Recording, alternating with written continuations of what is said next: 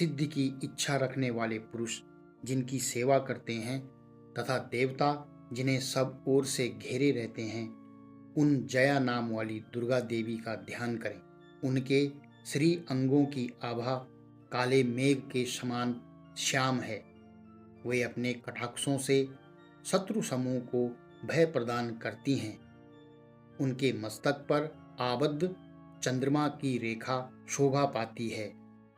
वे अपने हाथों में शंख, चक्र, कृपाण और त्रिशूल धारण करती हैं। उनके 3 नेत्र हैं।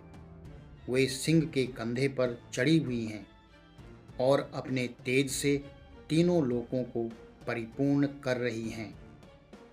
ऋषि कहते हैं, अत्यंत पराक्रमी दुरात्मा महिषासुर तथा उसकी दैत्य सेना के देवी के हाथ से मारे जाने पर इंद्र आदि देवता प्रणाम के लिए गर्दन तथा कंधे झुकाकर उन भगवती दुर्गा का उत्तम वचनों द्वारा स्तवन करने लगे।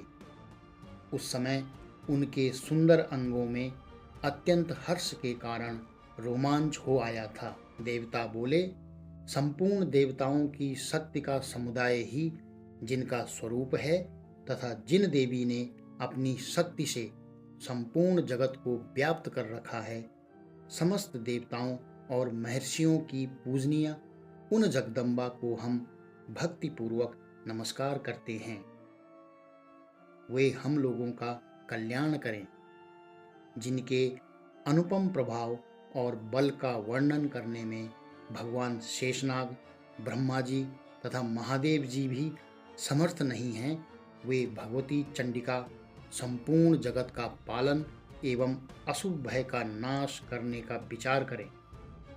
जो पुण्यात्माओं के घरों में स्वयं ही लक्ष्मी रूप से, पापियों के यहाँ दरिद्रता रूप से, शुद्ध अंतःकरण वाले पुरुषों के हृदय में बुद्धि रूप से, सत्पुरुषों में श्रद्धा रूप से तथा कुलीन मनुष्यों में लज्जा रूप से निवास करती हैं, उन आप भगवती दुर्गा को हम नमस्कार करते हैं। देवी, आप संपूर्ण विश्व का कल्याण कीजिए।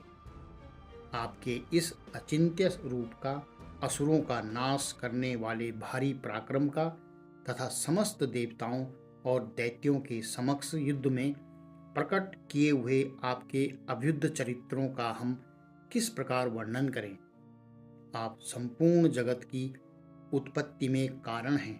आप में सत्वगुण, रजोगुण और तमोगुण, ये तीनों गुण मौजूद हैं, तो भी दोषों के साथ आपका संसर्ग नहीं जान पड़ता।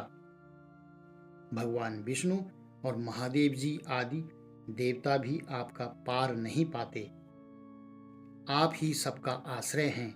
यह समस्त जगत आपका अंशभूत है, क्योंकि आप सबकी आदिभूत अव्याकृता परा प्रकृति हैं। देवी, संपूर्ण यज्ञों में जिसके उच्चारण से सब देवता तृप्ति लाभ करते हैं, वह स्वाहा आप ही हैं। इसके अतिरिक्त आप पितरों की भी तृप्ति का कारण हैं। अतएव सब लोग आपको स्वधा भी कहते हैं। हे देवी, जो मोक्ष की प्राप्ति का साधन है, अचिंत्य महाव्रत स्वरूपा हैं, समस्त दोषों से रहित जितेंद्रिय तत्व को ही सार वस्तु मानने वाले तथा मोक्ष की अभिलाषा रखने वाले मुनिजन जिसका अभ्यास करते हैं, वह भगवती पराविद्या आप ही हैं। आप शब्द स्वरूपा हैं। अत्यंत निर्मल ऋग्वेद, यजुर्वेद तथा उद्गीत के मनोहर पदों के पाठ से युक्त सामवेद का भी आधार आप ही हैं। आप तीनों वेद और 6 आश्चर्यों से युक्त हैं। इस विश्व की उत्पत्ति एवं पालन के लिए आप ही वार्ता के रूप में प्रकट हुई हैं। आप संपूर्ण जगत की घोर पीड़ा का नाश करने वाली हैं।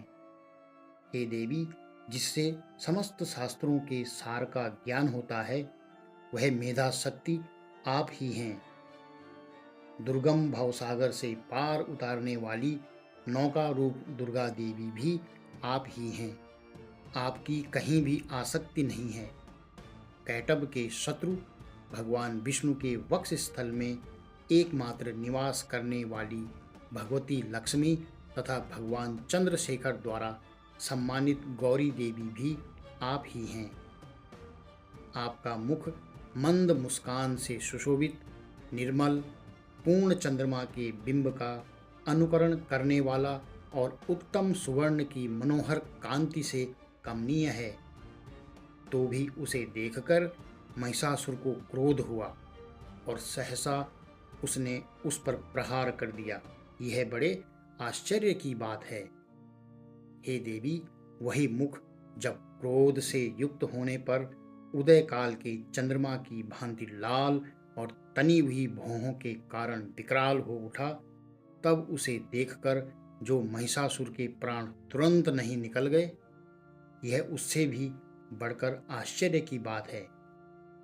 क्योंकि क्रोध में भरे हुए यमराज को देखकर भला कौन जीवित रह सकता है। देवी, आप प्रसन्न हों।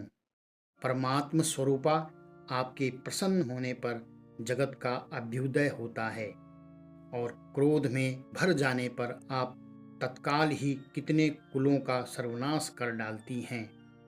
यह बात अभी अनुभव में आई है, क्योंकि महिषासुर की यह विशाल सेना क्षण भर में आपके कोप से नष्ट हो गई है।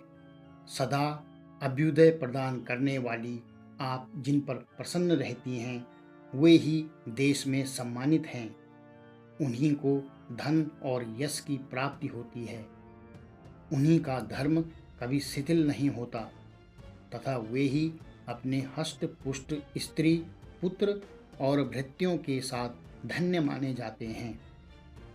देवी, आपकी ही कृपा से पुण्यात्मा पुरुष प्रतिदिन अत्यंत श्रद्धापूर्वक सदा सब प्रकार के धर्मानुकूल कर्म करता है और उसके प्रभाव से स्वर्गलोक में जाता है। इसलिए आप तीनों लोकों में निश्चय ही मनोवांछित फल देने वाली हैं।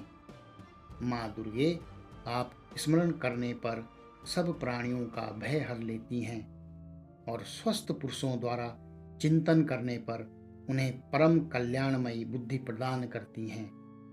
दुख, दरिद्रता और भय हरने वाली देवी, आपके सिवा दूसरी कौन है जिसका चित्त सबका उपकार करने के लिए सदा ही दरियाद्र रहता हो। देवी, इन राक्षसों के मारने से संसार को सुख मिले तथा ये राक्षस चिरकाल तक नरक में रहने के लिए भले ही पाप करते रहे हों, इस समय संग्राम में मृत्यु को प्राप्त होकर स्वर्गलोक में जाएं। निश्चय ही यही सोचकर आप शत्रुओं का वध करती हैं। आप शत्रुओं पर शस्त्रों का प्रहार क्यों करती हैं? समस्त असुरों को दृष्टिपात मात्र से ही भस्म क्यों नहीं कर देती? इसमें भी एक रहस्य है। ये शत्रु भी हमारे शस्त्रों से पवित्र होकर उत्तम लोकों में जाएं। इस प्रकार उनके प्रति भी आपका विचार अत्यंत उत्तम रहता है। खड्ग के तेज पुंज की भयंकर दीप्ति से तथा आपके त्रिशूल के अग्रभाग की घनीभूत प्रभा से चौंधी आकर जो असुरों की आंखें फूट नहीं गई, उसमें कारण यही था कि वे मनोहर रश्मियों से युक्त चंद्रमा के समान आनंद प्रदान करने वाले आपके इस सुंदर मुख का दर्शन करते थे। देवी, आपका शील दुराचारियों के बुरे बर्ताव को दूर करने वाला है। साथ ही यह रूप ऐसा है जो कभी चिंतन में भी नहीं आ सकता और जिसकी कभी दूसरों से तुलना भी नहीं हो सकती तथा आपका बल और पराक्रम तो उन दैत्यों का भी नाश करने वाला है जो कभी देवताओं के पराक्रम को भी नष्ट कर चुके थे। इस प्रकार आपने शत्रुओं पर भी अपनी दया ही प्रकट की है। वरदायिनी देवी, आपके इस पराक्रम की किसके साथ तुलना हो सकती है तथा शत्रुओं को भय देने वाला एवं अत्यंत मनोहर ऐसा रूप भी आपके सिवा और कहाँ है। हृदय में कृपा और युद्ध में निष्ठुरता, ये दोनों बातें तीनों लोकों के भीतर केवल आप में ही देखी गई हैं। मातः आपने शत्रुओं का नाश करके इस समस्त त्रिलोक की रक्षा की है। उन शत्रुओं को भी युद्ध भूमि में मारकर स्वर्गलोक में पहुंचाया है तथा उन्मत्त दैत्यों से प्राप्त होने वाले हम लोगों के भय को भी दूर कर दिया है। आपको हमारा नमस्कार है। देवी, आप शूल से हमारी रक्षा करें। अंबिके, आप खड़ग से भी हमारी रक्षा करें तथा घंटा की ध्वनि और धनुष की टंकार से भी हम लोगों की रक्षा करें। चंडिके, पूर्व, पश्चिम और दक्षिण दिशा में आप हमारी रक्षा करें तथा ईश्वरी, अपने त्रिशूल को घुमाकर आप उत्तर दिशा में भी हमारी रक्षा करें। तीनों लोकों में आपके जो परम सुंदर एवं अत्यंत भयंकर रूप विचरते रहते हैं, उनके द्वारा भी आप हमारी तथा इस भूलोक की रक्षा करें। अंबिके, आपके कर पल्लवों में शोभा पाने वाले खड्ग, शूल और गदा आदि जो अस्त्र हों, उन सब के द्वारा आप सब ओर से हम लोगों की रक्षा करें। ऋषि कहते हैं, इस प्रकार जब देवताओं ने जगन्न माता दुर्गा की स्तुति की और नंदन वन के दिव्य पुष्पों एवं गंध चंदन आदि के द्वारा उनका पूजन किया, फिर सबने मिलकर जब भक्तिपूर्वक दिव्य धूपों की सुगंध निवेदन की, तब देवी ने प्रसन्न वदन होकर प्रणाम करते हुए सब देवताओं से कहा। देवी बोली, देवताओं, तुम सब लोग मुझसे जिस वस्तु की अभिलाषा रखते हो उसे मांगो। देवता बोले, भगवती ने हमारी सब इच्छा पूर्ण कर दी है।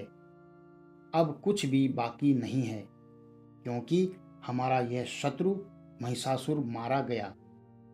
महेश्वरी, इतने पर भी यदि आप हमें और वर देना चाहती हैं, तो हम जब जब आपका स्मरण करें, तब तब आप दर्शन देकर हम लोगों के महान संकट दूर कर दिया करें तथा प्रसन्नमुखी अंबिके, जो मनुष्य इन स्तोत्रों द्वारा आपकी स्तुति करे, उसे वित्त, समृद्धि और वैभव देने के साथ ही उसकी धन और स्त्री आदि संपत्ति को भी बढ़ाने के लिए आप सदा हम पर प्रसन्न रहें। ऋषि कहते हैं, राजन, देवताओं ने जब अपने तथा जगत के कल्याण के लिए भद्रकाली देवी को इस प्रकार प्रसन्न किया, तब वे तथास्तु कहकर वहीं अंतर्ध्यान हो गई। भूपाल, इस प्रकार पूर्व काल में तीनों लोकों का हित चाहने वाली देवी जिस प्रकार देवताओं के शरीरों से प्रकट हुई थी, वह सब कथा मैंने कह सुनाई।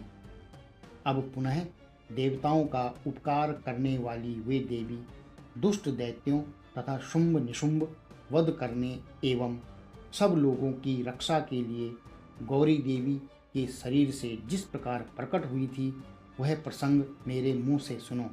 मैं उसका तुमसे यथावत वर्णन करता हूँ। इस प्रकार श्री मार्कंडेय पुराण में सावर्णिक मनवंतर की कथा के अंतर्गत देवी महात्म्य में शुक्रादि स्तुति नामक चौथा अध्याय पूरा हुआ। अब हम अगले अध्याय में देवताओं द्वारा देवी की स्तुति, चंडमुंड के मुख से अंबिका के रूप की प्रशंसा सुनकर शुंभ का उनके पास दूत भेजना और दूत का निराश लौटना, ये हम अगले 5वें अध्याय में सुनेंगे।